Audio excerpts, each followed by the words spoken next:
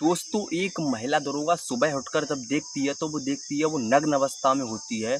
उसके शरीर पर कोई भी कपड़ा नहीं होता। साथ में उस जिस कमरे में वो थी, जिस कमरे में एलसीडी लगी हुई थी, जब उसमें देखती है कि उसकी ही वीडियो उसके साथ कोई यौन शोषण कर रहा है, उसकी ही वीडियो उसमें चला रखी है। जब वो यह देखती है तो देखते ही चौंक जाती है। किस तरीके ने एक एसएचओ ने उसके महिला दरोगा के साथ में रेप किया, बलात्कार किया, यानी उसका शोषण किया। उसके बाद में उस महिला दरोगा को ही उसकी खुद की वीडियो दिखा दी। दोस्तों यह कहानी है लखनऊ की, लखनऊ यानी उत्तर प्रदेश, लखनऊ की। ये सच्ची घटना। तो क्या है सच्ची घटना, हम आपको सुनाने जा रहे हैं। इससे पहले आपसे बस एक ही रिक्वेस्ट है, वीडियो को एक लाइक कर दीजिए, चैनल को अभी सब्सक्राइब कर लीजिए। जय श्री राम, नमस्कार। मेरा नाम है प्रदीप और आप देख रहे हैं प्रदीप सोली राजपूत यूट्यूब चैनल, जिसके माध्यम से हम आपको यह सच्ची कहानी सुनाने जा रहे हैं। तो क्या है सच्ची घटना दोस्तों, यह कहानी है 2016 की। सन 2016 की यह बात है और उत्तर प्रदेश यानी लखनऊ, जो लखनऊ उत्तर प्रदेश की राजधानी है, वहीं का एक थाना था। उसी थाने का ये वाक़या है। 16 मई 2016 को यह कहानी हुई थी। हुआ दोस्तों ऐसा था कि एक थाना था। थाना के पास में थाना की थोड़ी दूर चलते ही कुछ दंगा फसाद हो गया था। वहाँ पर पुलिस को भेजा गया था कि अब वहाँ पर दंगा फसाद ना हो, यानी वहाँ पर कोई भी लड़ाई झगड़ा आपस में लोग नहीं करें। वहाँ पर पुलिस गई थी, उस थाने की 8-10 लोग गए थे, लेकिन पुलिस के पहुँचने के बाद भी वहाँ पर दोबारा दंगा हो गया था और दंगा को पुलिस कंट्रोल नहीं कर पाई थी और दंगे के चलते 2 लोग मौत भी हो गई थी, 2 लोगों की मृत्यु भी हो गई थी और बाकी लोग घायल भी हो गए थे। इसका सारा का सारा इल्ज़ाम था जो पुलिस के ऊपर आ गया था। इसके कारण जो थाने के जो भी सिपाही वहाँ पर या दरोगा जो भी गए थे, वो सस्पेंड हो रहे थे। उसी में एक महिला दरोगा गई थी जिसका नाम होता है अनीता। अनीता बहुत ही सुंदर दरोगा थी। वो भी गई थी वहाँ पर, तो उन्हें भी डर था कि सस्पेंड कहीं मैं भी ना हो जाऊँ, तो उनकी भी सस्पेंड होने की बात चल रही थी। बहुत सारे सिपाही सस्पेंड हो चुके थे, 1-2 दरोगा भी सस्पेंड हो चुके थे। अब दोस्तों ऐसा ही जो अनीता थी, अनीता को डर लग रहा था कहीं मैं सस्पेंड ना हो जाऊँ। इसके लिए उसी थाने के एसएचओ होते हैं कुलदीप यादव, वो कुलदीप यादव के घर जाती हैं एक दिन। घर जाने के बाद में कुलदीप यादव से बात करती हैं और कहती हैं, एसएचओ साहब, उस दंगे फसाद में मैं भी गई थी, कहीं मैं भी सस्पेंड ना हो जाऊं, इसके लिए आप कुछ एप्लीकेशन वगैरह लगा दो जिससे मेरी नौकरी ना चली जाए। तो एसएचओ कहते हैं आपकी नौकरी बच जाएगी, इसके लिए आपको कुछ मुलाकात हमसे करनी होगी, बात करनी होगी। अभी मैं जल्दी में हूँ, अभी मैं ऑफिस जा रहा हूँ, आप शाम को घर आना, उसके बाद बात करते हैं जो भी बात है। तो दरोगा ये सोच रहा था, ये अनीता है बहुत ही ज़्यादा खूबसूरत थी, चाहे तो वो कोई फिल्मों में या रील्स वीडियो भी बनाया करती तो भी चल जाती, उसकी ज़िंदगी होती बढ़िया, क्योंकि वो बहुत ज़्यादा सुंदर थी। इधर शादीशुदा भी थी, उसका पति था वो गांव में रह रहा था, वो भी सरकारी अधिकारी था, उसका एक बच्चा था, वो भी पति के पास ही रह रहा था। अब जो कुलदीप यादव था वो कह देता है, अभी मैडम मैं जल्दी में हूँ, आप ऐसा करना शाम को आना, आपसे हम बात करते हैं, जो भी बात होगी वो शाम को ही होगी। अब जो अनीता थी वहाँ से चली जाती है और शाम होती है तो कुलदीप यादव के घर पर वो जाती है। कुलदीप यादव के घर पर जाने के बाद में उसके रूम में जाती है उससे बात करने के लिए। इधर कुलदीप यादव था वो पैक ले रहा था, यानी दारू के छोटे छोटे पैक ले रहा था। तो कुलदीप यादव को वो देखती है तो कहती है, सर नमस्कार, प्रणाम वगैरह करती है। सर भी इधर से बात करते हैं और उसके बाद में जो कुलदीप होते हैं अंदर से गेट लॉक कर देते हैं।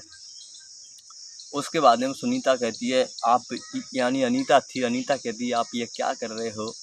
तो वो कहती है कुछ नहीं। वो कहता है कुछ नहीं, बस आप बैठो, और 2 गिलासों में दारू डाल देता है। इस पर अनीता मना करती है कि हम पुलिस वाले हैं, हम ऐसा नहीं करते, दारू वारू नहीं पीते। तो जो कुलदीप यादव होता है वो कहता है कि कोई बात नहीं, हमारे स्टाफ में सभी लोग करते हैं, थोड़ा बहुत तो चलता है, वैसे भी कोई ज़्यादा थोड़ू ना हम पीने वाले हैं। तो अनीता मना करती है मैंने कभी आज से पहले दारू नहीं पी है और मैं नहीं पी सकती।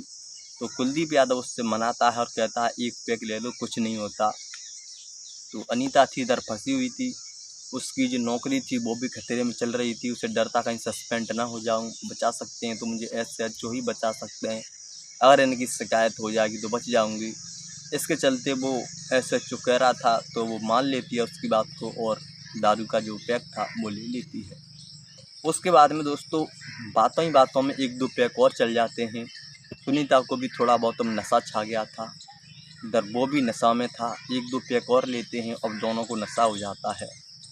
नशे में ही दारू पीते पीते बातें चल रही थी और जो जो यानी कुलदीप यादव था सुनीता के यानी अनीता के कंधे पर हाथ रख देता है और अनीता के कंधे पर हाथ रखने के बाद वो महिला होती है, वो कहती है आप क्या कर रही हो? तो कहता है कुछ भी नहीं, समझो मेरी मजबूरी, जो मेरे बच्चे हैं वो घर पे हैं, बीवी बच्चे, और आपका पति भी यहाँ पर नहीं है, तो हम दोनों एक दूसरे के हो जाते हैं पास में, आपकी नौकरी भी बच जाएगी।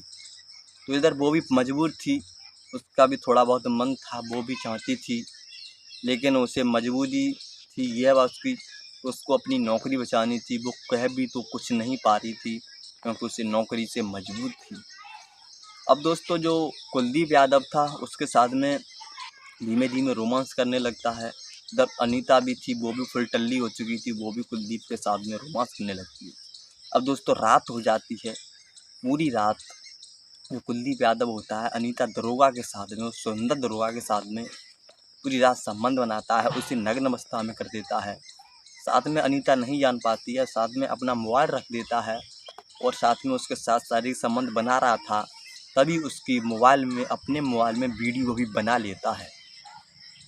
अब वीडियो बना लेता है तो उसके बाद में पूरी रात वो उसके साथ ऐसा करता है। जो अनीता होती है उसको अब नींद आ जाती है, सुबह के लगभग 4 बज चुकी थी। अब नींद आ जाती है तो वो सो जाती है और जो दरोगा था वो बाथरूम में चला जाता है नहाने धोने के लिए, फ्रेश होने के लिए। अब अनीता की नींद खुलती है सुबह 8 बजे, तब वो देखती है दरोगा होता है वो वीडियो बना रखी थी उस एलसीडी में चला देता है। अब जो अनीता होती है उस वीडियो को देखती है तो देखते ही चौंक जाती है, बोलती है आपने ये सब क्या कर लिया, ये सब क्यों किया?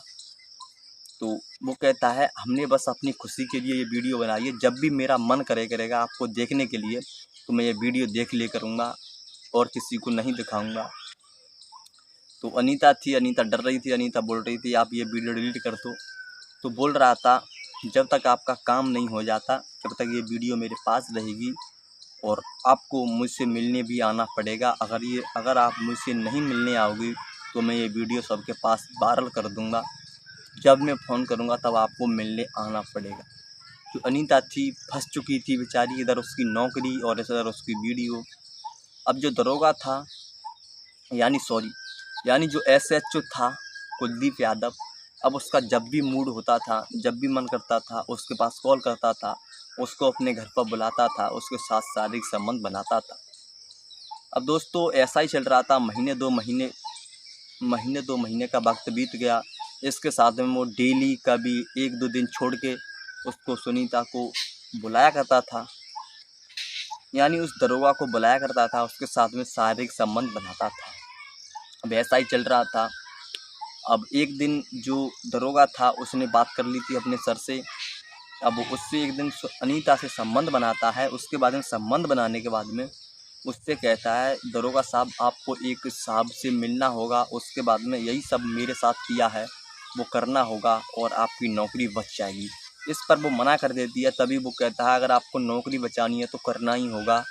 वो बेचारी मजबूर थी, वो नौकरी के कारण कहती है ठीक है मैं उनसे मिलने के लिए तैयार हूँ। अब जो कुलदीप यादव था वो उस लड़की की बात कर देता है, यानी दरोगा की, और जो सर होते हैं उनके पास जब वो लड़की जाती है तो एक नहीं 4-4 बड़े अफसर होते हैं, वो उस महिला दरोगा के साथ में शारीरिक संबंध बनाते हैं, पूरी रात उसको परेशान करते हैं, यानी इसी तरीके से उसके साथ संबंध बनाते हैं। अब जो महिला होती है सुबह चली आती है और कुलदीप यादव से कहती है आपने मेरे साथ बहुत ही गलत काम किया है, अब जल्दी से मेरी नौकरी को वापस दिलवा दो। लेकिन ऐसा होता नहीं है, 2-4 दिन बाद उसका उल्टा होता है उस लड़की की यानी उस दरोगा की जो नौकरी होती है वो हाथ से छूट जाती है। उसका जो सस्पेंड का लेटर होता है वो उसके पास आ जाता है।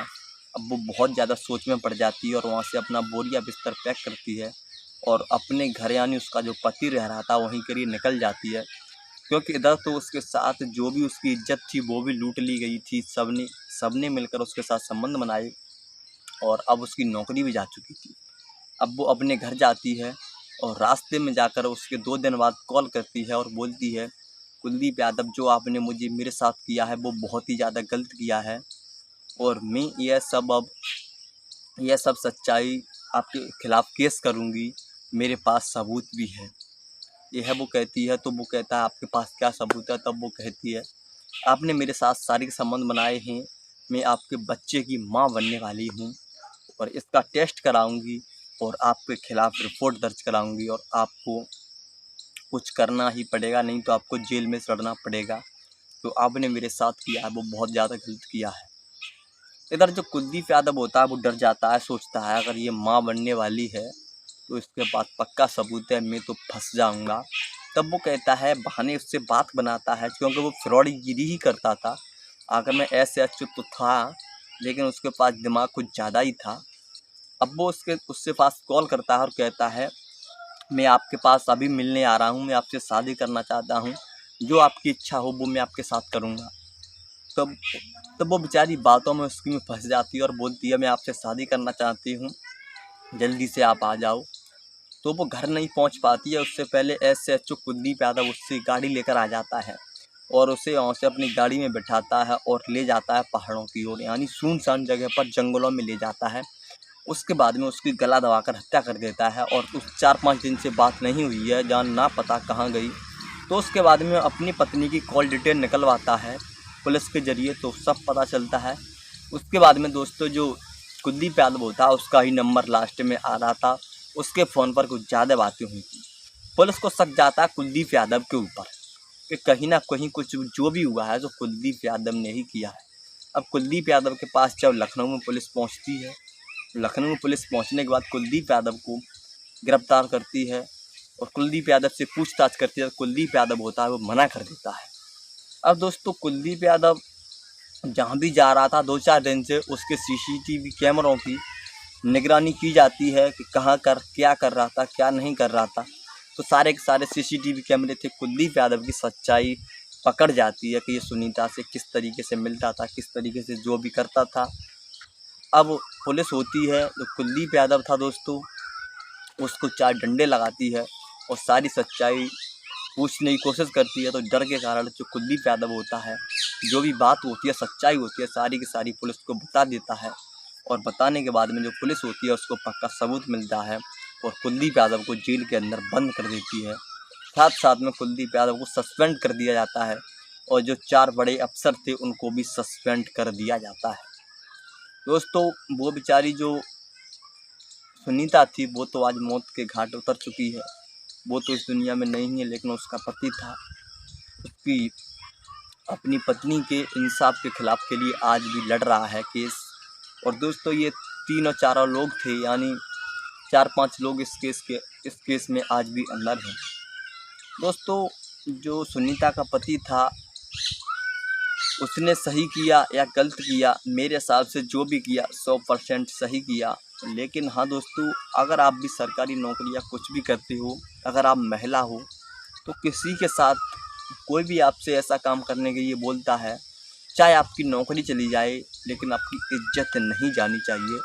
अगर आपकी इज्जत एक बार चली गई इन सब कामों में, तो शायद ये क्राइम वाले ऐसे भी होते हैं, आपकी जान पर भी उतर आते हैं। यही आपको मैं इस वीडियो के माध्यम से जानकारी या नॉलेज बताने की कोशिश कर रहा हूँ। अगर आपको यह सच्ची कहानी अच्छी लगी है तो एक लाइक कर दीजिए और चैनल पर अगर आप नए हो दोस्तों तो इस चैनल को अभी सब्सक्राइब कर लीजिए।